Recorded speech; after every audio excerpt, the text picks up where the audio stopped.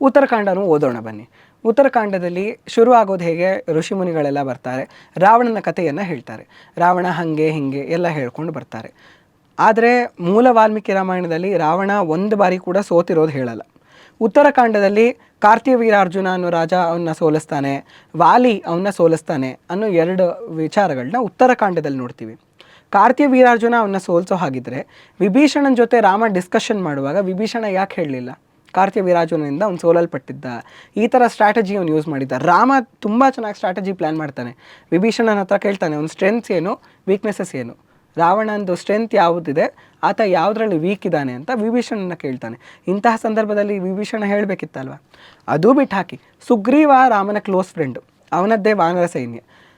ವಾಲಿ ಅಕಸ್ಮಾತ್ ರಾವಣನ ಸೋಲಿಸಿದ್ರೆ ಸುಗ್ರೀವ ಯಾಕೆ ಹೇಳಲಿಲ್ಲ ನಮ್ಮ ಅಣ್ಣನೇ ಸೋಲಿಸಿದ್ದ ರಾವಣನನ್ನು ಅಂತ ಹೇಳಬೇಕಿತ್ತಲ್ವ? ಮೂಲ ರಾಮಾಯಣದಲ್ಲಿ ಇದ್ರ ಉಲ್ಲೇಖನೇ ಬರಲ್ಲ. ಯುದ್ಧಕಾಂಡದವರೆಗೂ ಇದ್ರ ಉಲ್ಲೇಖನೇ ಬರಲ್ಲ. ಉತ್ತರಕಾಂಡದಲ್ಲಿ ಮಾತ್ರ ಇದ್ರ ಉಲ್ಲೇಖ ಬರೋದು.